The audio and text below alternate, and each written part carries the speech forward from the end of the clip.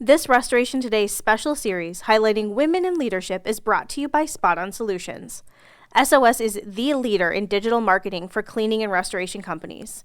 As a Google Premier partner with industry expertise, they can help you grow your business with a customized marketing strategy and one-on-one support. Visit spotonsolutions.com now for a free strategy session.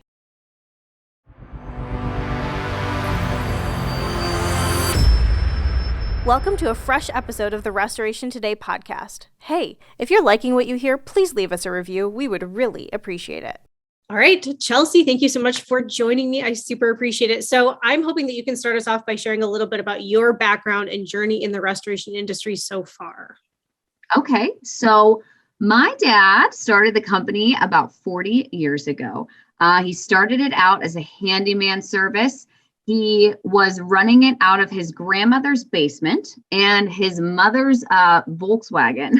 So he was driving around town doing just basic handyman stuff, power washing, and all that kind of stuff. So he ended up hiring more people on as time went on.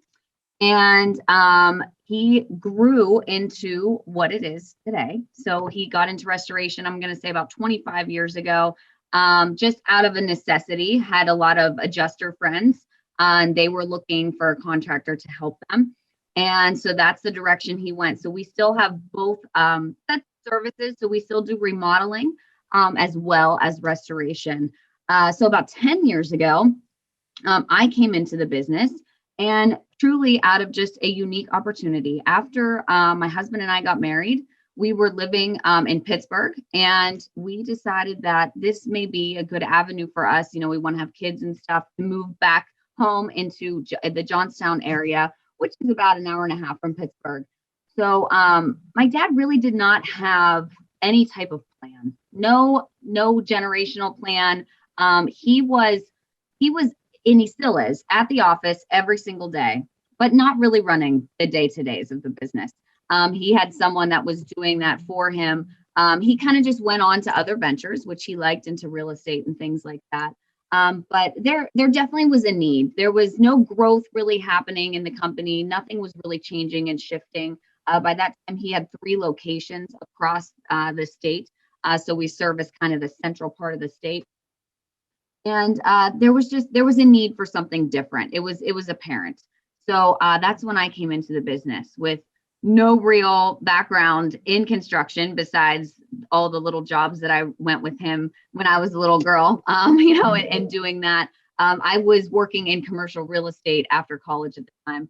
And I went and got my MBA as I was doing that.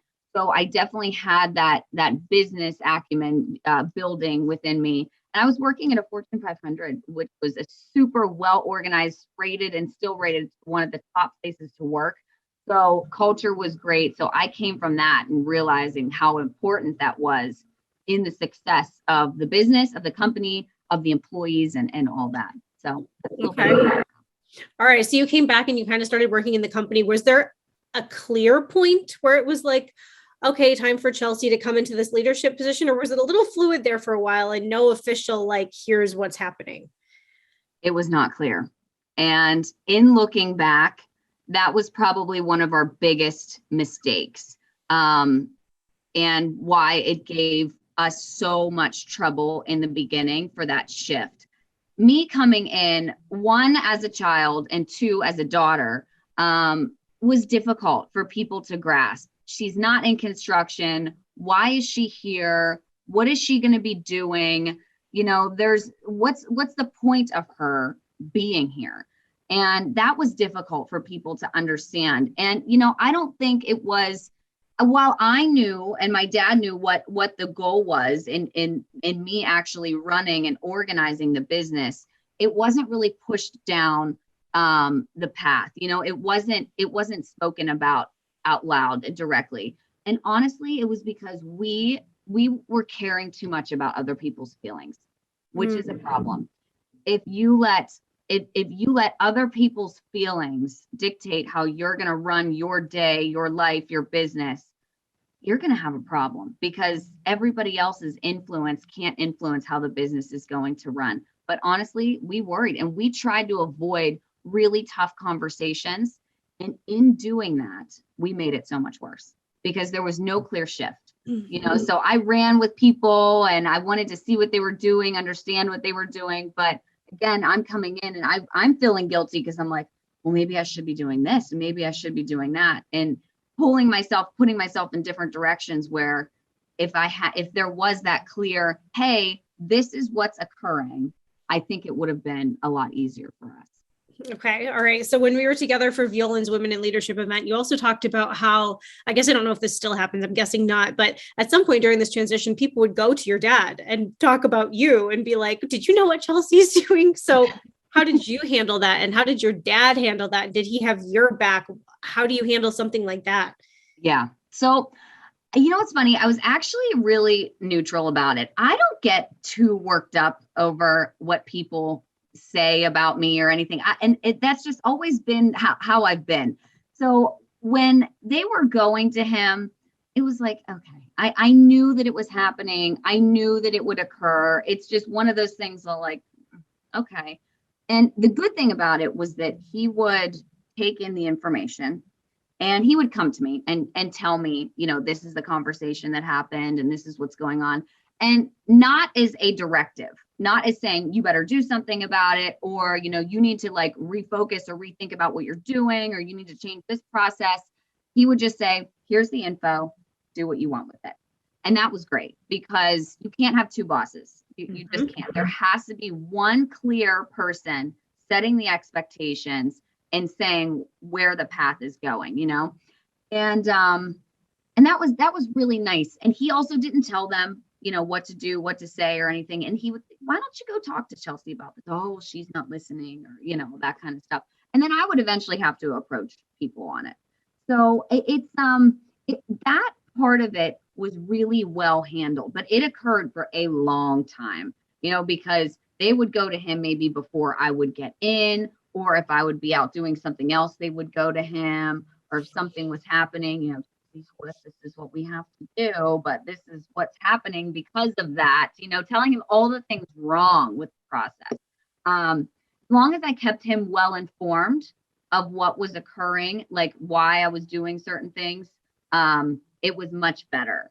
But, anybody going through a generational leadership, transition like that, when you have the old owner still there, makes it tough. It does. And he's still here. He's here right now. he's still in the office. So it's just something that we as a company and as a family run business, we have to deal with. It's, he's not all the people are different now.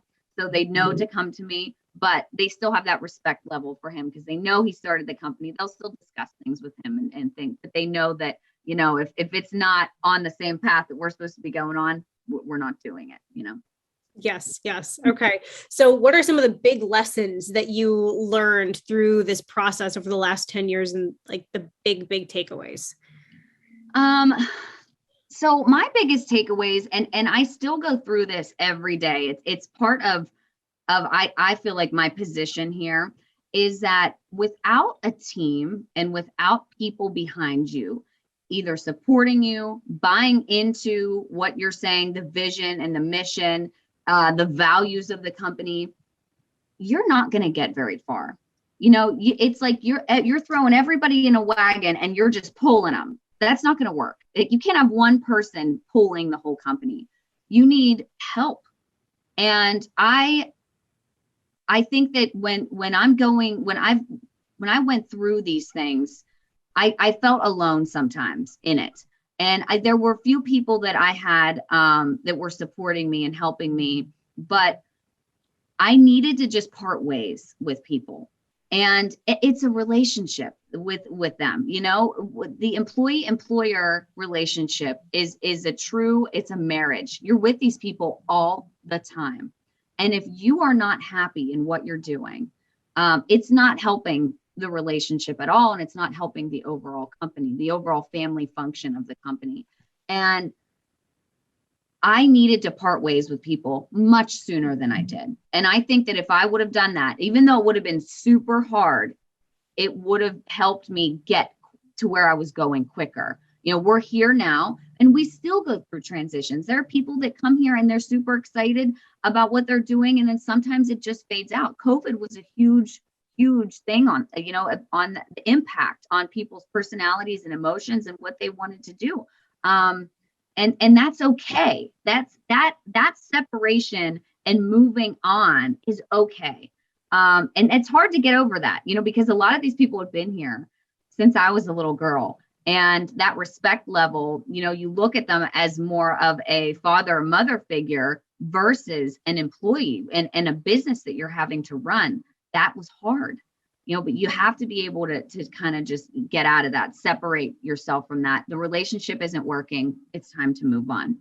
Another one, culture. If you don't have buy-in from the whole team and an every single day type of attitude, it's so difficult. If you lose grasp on that culture, you have a huge problem. If people start complaining, if they start talking, if they start talking mean to each other, if they're not following the process, if they're using and you're accepting excuses, it's a big problem. So that is a constant focus every single day. There has to be some attention to the culture. The other thing, like I said before, was a clear direction. For so long, we operated with no clear direction where we wanted to go. Oh, what are our goals? Oh, what are our profit margins? What should we do here? How should we handle this? Every job, every situation was an anomaly. And you can't have that. It can't be all the time. Everything needs its own set of rules and processes. It has to be just very focused. And that's hard as well, because if you're not clear, maybe you think you're clear, but it's important to ask that other person, how are you taking what I'm saying? Do you understand? Can you repeat it back to me so that we know that we're on the exact same page? So that's another big thing. I think I wish I would have spoken to people about more directly and trying not so much worrying about how they're going to take it emotionally. That's on them. I'm not saying talk mean, but I'm just saying, hey, we have to do this as a company. And if you're in or you're out, type thing. So like, this is the vision, this is the mission. Come with me, or it's fine, don't. But let's figure that out now. So yeah.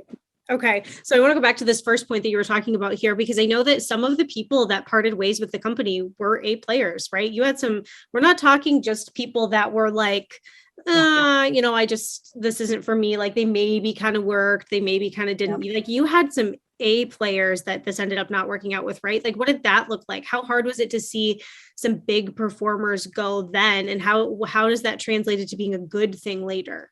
Yes. So I feel like there's 3 buckets to a person.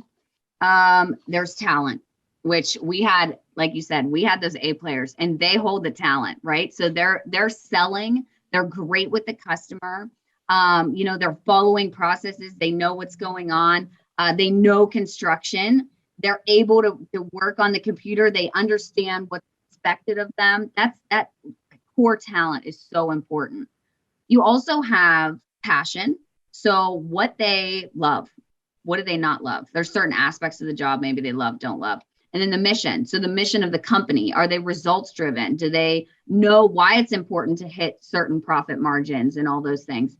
And a lot of those A players, they had all the talent, and they left, and it hurt because we had to find other ways to produce revenue. We had to train people, bring people in now that have not been in our culture, that don't understand the processes. Training is so hard and time consuming and long. So losing them was always, like it was like a punch in the stomach. You're like, oh my gosh, but it's same. If they're not happy, if their passion is not in this anymore, or they are not results driven, so you're pushing them towards certain goals that you need as a company for them to hit, and they're not doing it, the relationship is no longer working. So you need to just part ways. And again, it's getting easier for me to stomach some of those transitions, because I know that it's a greater, higher power saying it's time to move on. It doesn't stop that training process and the difficulty of that. But we every time there is a transition, we always come out better. And I truly I hope that that's the case for the other side as well, the person that's leaving and deciding to go into a different realm of some sort, that they are also in a better situation, you know? So it's, talent is one thing, but if they don't have the passion and the mission that feeds the rest of the company, it just doesn't work. So Yeah. Okay. All right. So, leadership has changed a lot in the last, it's very different now than it was 20, 30, 40 years ago when your dad started the company and he was, at the top, keeping things running. So what does it look like today under your leadership versus what did it look like when your dad was leading the charge? What are some big differences? Probably culture is one of them, I would guess. Yes. Yeah. But I'm so glad you asked it in that manner, actually, because it is a totally different company. Like, he started this as a handyman service. So if you think about that, he's a guy in his truck servicing his little neighborhood area saying, hey, do you need a wall patched? Or do you need me to fix that door? Do you need me to fix your toilet? Replace the faucet. It started out as such a small little thing. And because he was a great salesman and really great personality, people took to him and it started to grow. And now, from what it is now, it's just completely modernized. The whole construction companies are so different from what they were. So like, there's nothing that's really the same about it, because he didn't expect this type of growth from what he started. He started it as just another, well, okay, you know what, I can do this. So I'm just gonna go do it. And it's funny that it's become what it has, but this industry is totally different, especially the restoration side. What is expected of contractors in the restoration side and dealing with the insurance company and the TPAs and the customers, it is totally different. So we had to keep up with that or we would have failed. Being a handyman service anymore, I mean, yes, but it's not going to support 40 families, So you have to be able to kind of change with the times. And he wasn't there. This is something that was such a big task to take on and update things, because it's like, it takes sweat to do them, and a lot of understanding of technology and why you need this and what the importance is of this. And don't even get me started on like Google AdWords and all the analytics and stuff. I mean, he was trying to do that himself, and it's like it just wasn't. You can't be the jack of all trades. You have to be able to focus in. So it's so different. It's so different now. Everybody knows what they're supposed to do. I mean, we need people that not only understand construction, but also understand computers. I had computers in college and school. I knew all this stuff. I was taught all this. A lot of people weren't.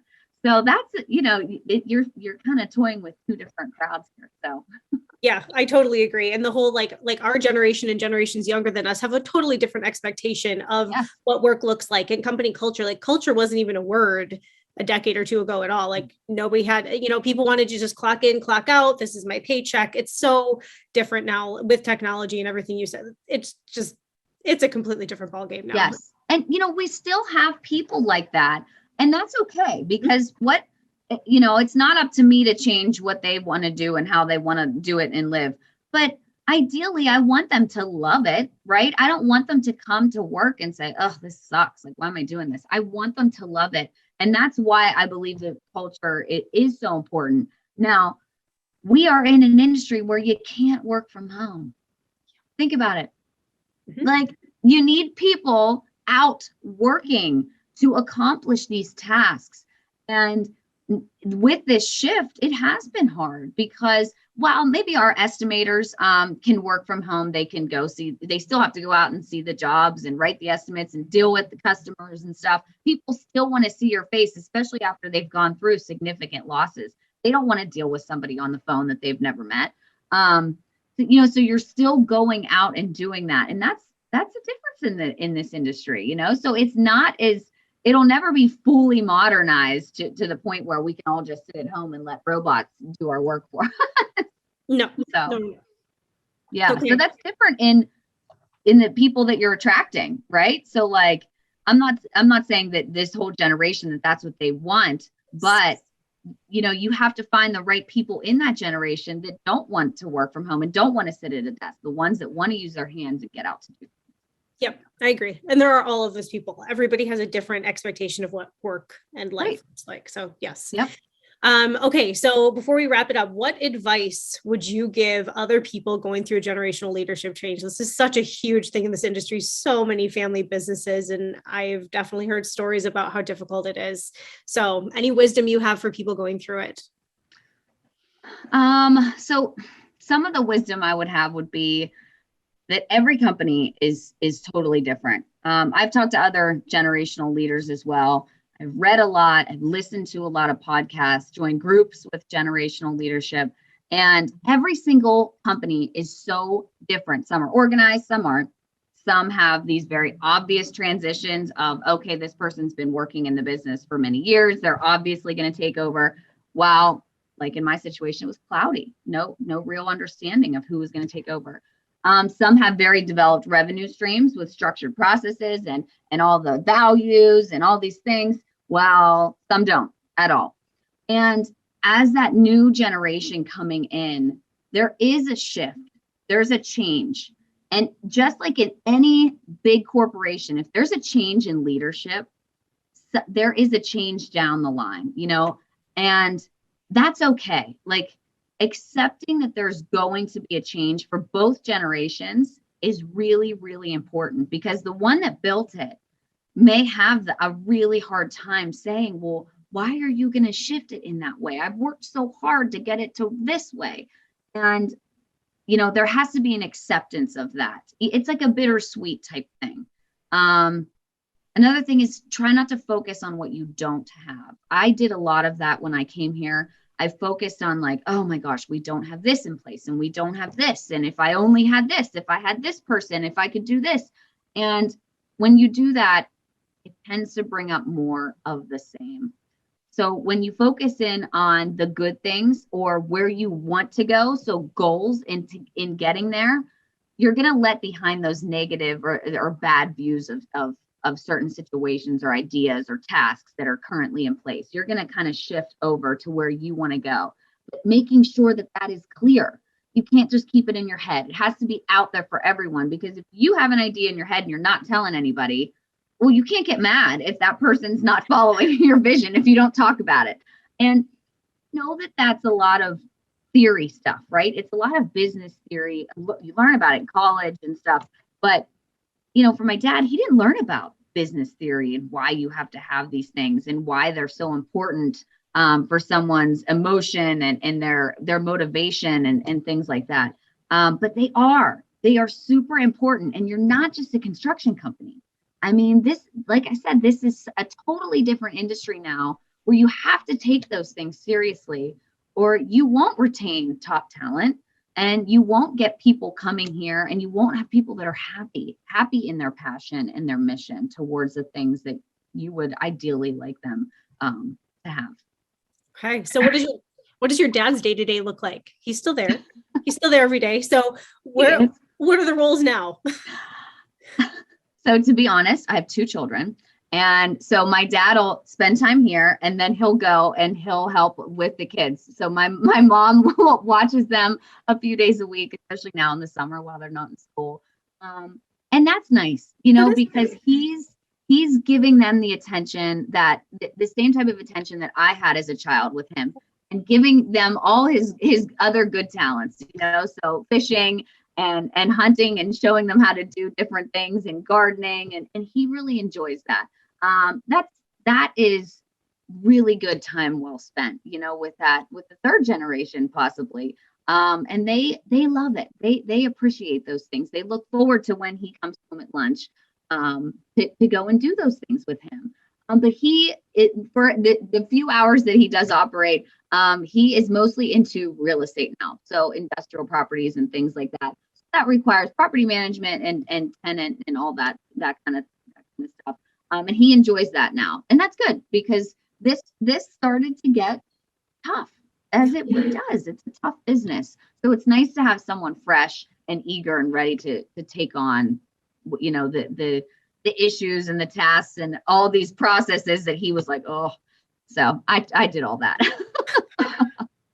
That sounds like kind of like the ultimate entrepreneur ending of spending time. Yes. And I don't know what that was. isn't that everybody's goal, right? As an entrepreneur, you want to start to be able to do other things because you grow. As you grow, you get interested in other things. I mean, the things that I'm interested in now, I wasn't before. So that it's good. I feel like he's succeeded in that, which is good. That is good. All right, Chelsea. Well, thank you very much. Anything else you want to add? No, if anybody needs help or wants to ever talk about this, especially with the generational, I know, and I don't mean to go on the not things, but I know what not to do. I'll help you. If you're doing something that you shouldn't be doing, I can point it out and help you to kind of get on the right path of where to go. Because I've made so many mistakes, and which is great, right? You learn from your mistakes. And my dad let me make those mistakes. I mean, I've made super costly mistakes in the business that I realized, okay, maybe that wasn't a good idea. Let's kind of reshift and get this back on track. And I did it myself. You know, it wasn't because he told me to, or he showed me how, or anything like that. You know, I've learned from so many mistakes, and I would just love to be able to help somebody to not make those, just like you do with your kids, right? You try to help them. Please, like, you're not in it alone. There's so many people out there that are going through this and struggling with it. And, you know, you are not alone. It's lonely up here. It's lonely at the top sometimes. And if you don't have friends, and if you don't have people that you can talk to with this, it's very difficult. So, but I'm a person you could talk to. So. I love it. Yes, I would agree with that. All right, Chelsea. Well, thank you. Have a great rest of your day. For more Restoration Today, visit our website, cnrmagazine.com, or find us wherever you get your favorite podcasts.